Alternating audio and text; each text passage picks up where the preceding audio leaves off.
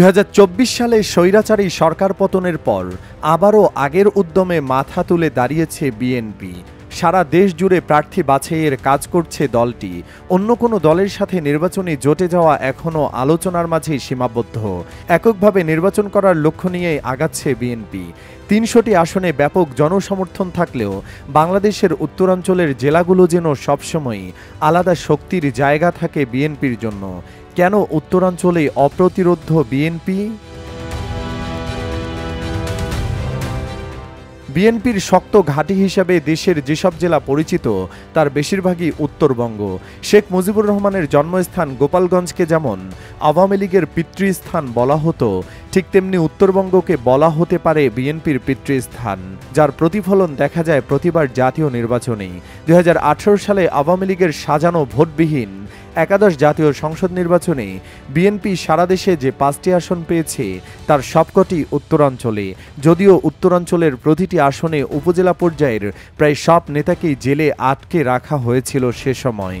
বিশ্লেষকরা মনে করেন উত্তরাঞ্চলে বিএনপির এত শক্তিঘাঁটি হওয়ার পেছনে বড় কারণ এ অঞ্চলের সন্তানদের বিএনপির কেন্দ্রীয় পর্যায়ে সম্পৃক্ততা। বিএনপি চেয়ারপারসন বেগম খালেদা জিয়ার পৈতৃক ভিটা ফেনীর ফুলগাজী হলেও জন্মসূত্রে তিনি দিনাজপুরের। তার স্বামী প্রয়াত সাবেক রাষ্ট্রপতি জিয়াউর রহমানের বাড়ি ছিল উত্তরবঙ্গের জেলা বগুড়ায়। সে হিসাবে তার পুত্র বিএনপির ভারপ্রাপ্ত চেয়ারম্যান তারেক রহমানের পৈতৃক নিবাস বগুড়ায়। উত্তরাঞ্চলে বিএনপির ঘাঁটি গড়ার জন্য এই দুই পরিচয় ছিল যথেষ্ট। তবে কেন্দ্রীয় পর্যায়ের উল্লেখযোগ্য নেতাদেরও বেশিরভাগই উত্তরাঞ্চলের।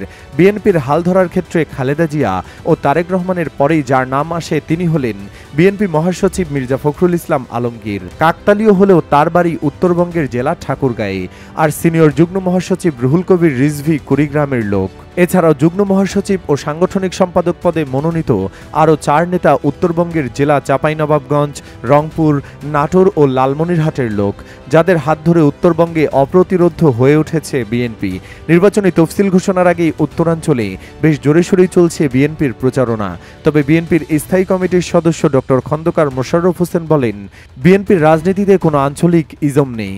যোগ্য লোক যে এলাকারই হন তিনি দায়িত্ব পাবেন এবং দলের জন্য কাজ করবেন।